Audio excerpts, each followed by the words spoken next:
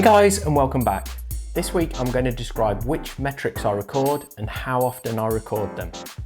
The key to tracking your metrics is to make it as simple as possible and make it consistent. In fact, if you can record them automatically, that's all the better. If it's difficult or time consuming, you won't be consistent. And if you aren't consistent, you won't have the data to work with. So my main tracking device is my Apple Watch. I have the Series 4 version. I wear this all of the time and charge it for short periods when I'm showering and things like that. And this normally keeps it topped up enough. It tracks my resting calorie burn and I use it to log details from any other workout I do. The figures that these devices give you doesn't really matter, it's all relative.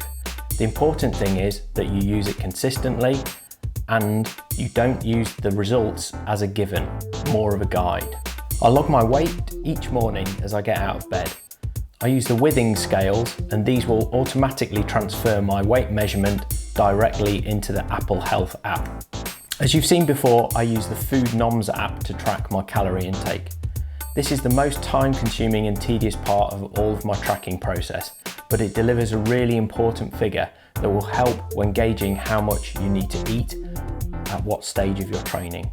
The Food Noms app allows you to set goal limits or ranges so that you can very easily see how you're getting on throughout the day.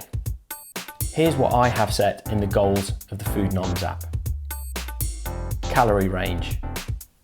This sets up an intake window based on where I want my weight to be.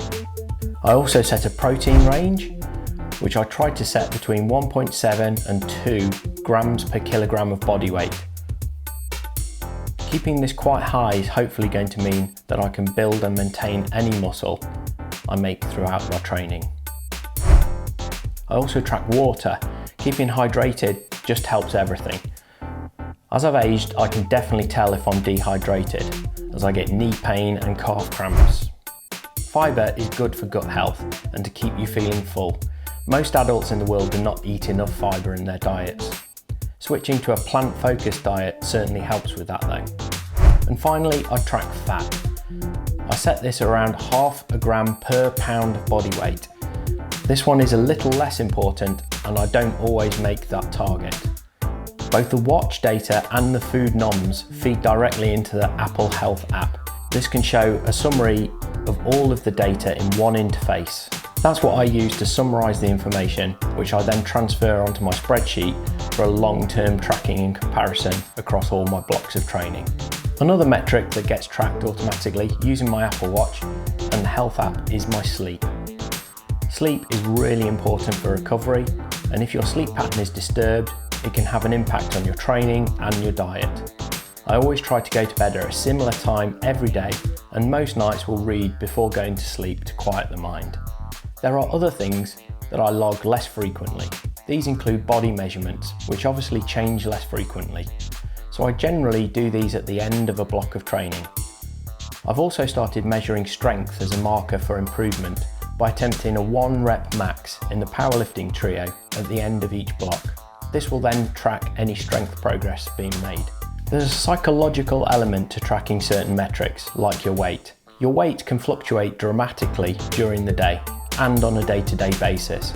So it's really important that these statistics aren't looked at in isolation, but rather as an average set of data over a much longer period of time. Checking your weight after you've had a good day, only to find that it has moved in completely the wrong direction, can be demoralising if you don't consider this. The idea is to measure often, in my case daily, but average this over a longer period, say a week. This provides some consistency, but it's also important to take your measurements at a similar time every day, like as soon as you get out of bed in the morning, as your weight can dramatically change over the course of a single day. Something that I don't really track at the moment is my mood.